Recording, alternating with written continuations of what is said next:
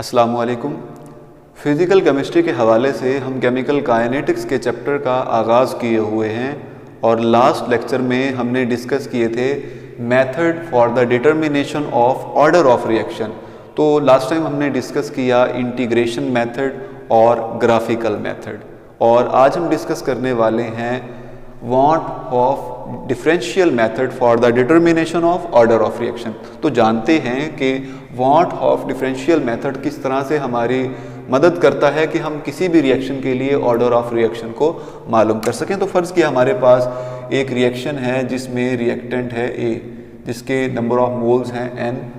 ये रिएक्ट करता है और प्रोडक्ट बनाएगा।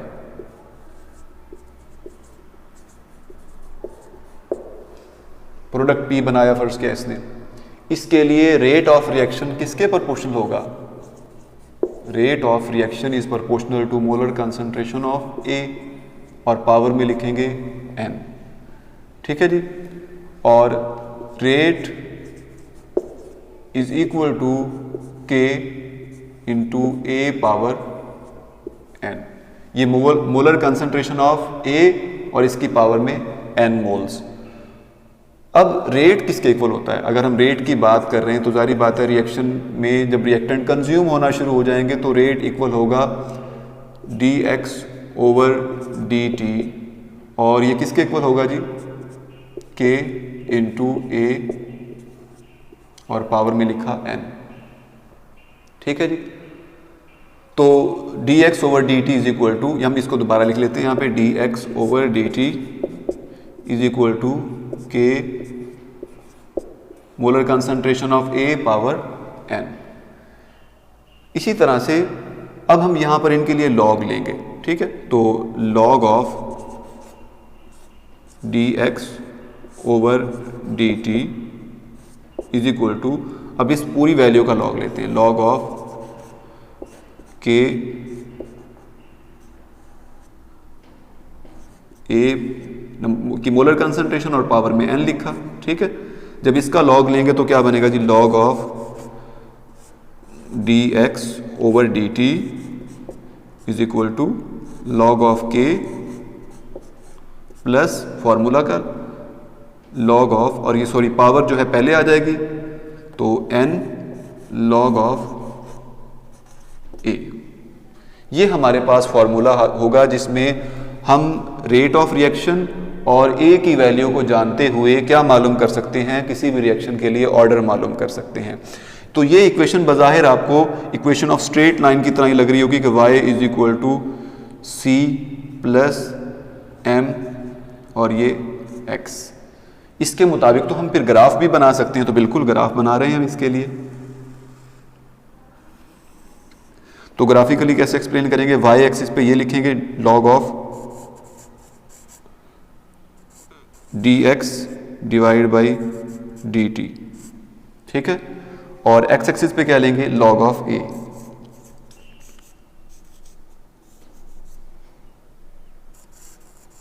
ठीक है जी।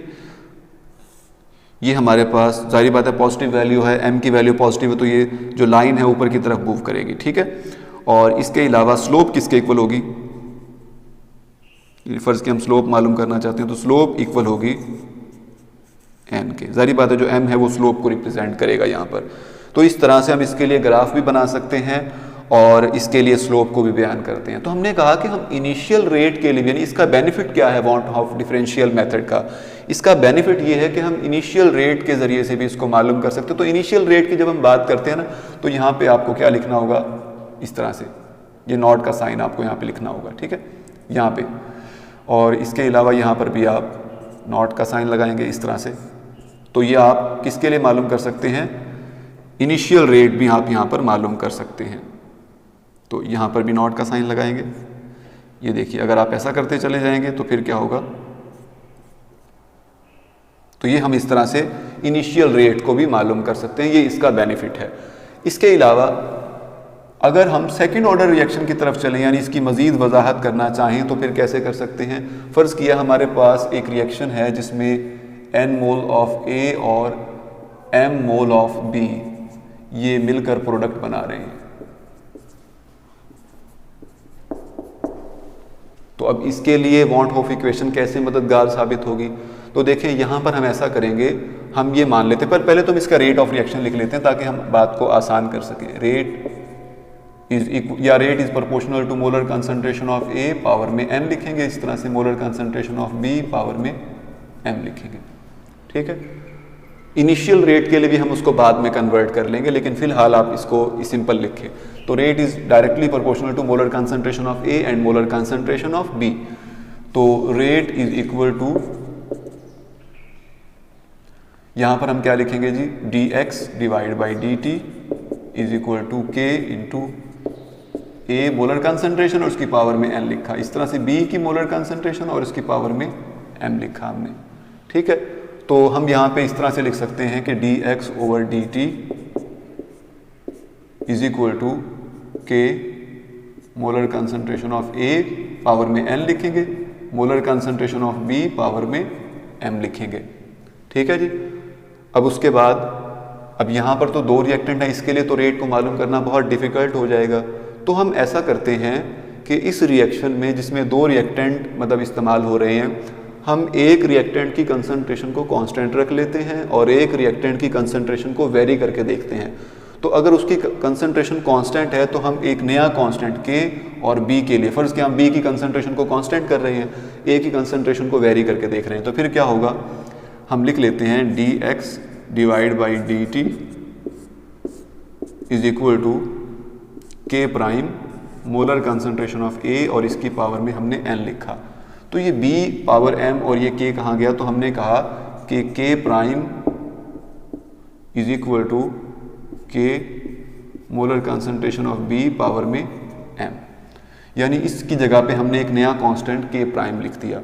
तो इस तरह से हम इसके लिए इनिशियल रेट मालूम कर सकते हैं। तो ये dx divide by dt is equal to k prime और molar concentration of a power n, ये हमारे पास रिजल्ट आया अब तक का। तो हम इन सब का लॉग ले लेते हैं, यहाँ पे भी लॉग लेंगे, ठीक है जी, और यहाँ पे भी लॉग ले लेते हैं। तो लॉग लेंगे तो ये क्या बन जाएगा, log of dx divide by dt, ठीक है जी, और इसके अलावा log of k prime plus n log of a, ठीक है जी। और अगर हम इनिशियल रेट की बात कर रहे हैं तो यहां पर हमें इस तरह से ये नॉट का साइन इसके साथ लगाना है, तो ये इनिशियल रेट की बात हो जाएगी, ठीक है जी। सॉरी, यहां पे लगाएंगे। तो इस तरह से आप इनिशियल रेट को बयान कर सकते हैं, और इसके लिए भी वही तरीका, y is equal to c plus M X. तो इसके लिए अगर आप ग्राफ बनाना चाहें तो कुछ इस तरह से बना सकते हैं। तो यहां पे लेंगे log of dx divide by dt, और इसी तरह से log ऑफ a, और इसके अलावा यहां पर स्लोप अगर हम मालूम करेंगे वो n के इक्वल होगी, ठीक है, यहाँ पर n है, और ये जो है जगह मतलब एरिया, इसे हम कहेंगे log ऑफ k, यहाँ पर भी इसी तरह से log ऑफ k, ठीक है जी। और अगर हम इसको भी इनिशियल रेट के लिए बनाएंगे तो यहाँ पर भी ये नॉट का साइन लगा देंगे, ठीक है जी, इस तरह से। नेक्स्ट हम हाफ लाइफ मेथड को डिस्कस करेंगे, तब तक के लिए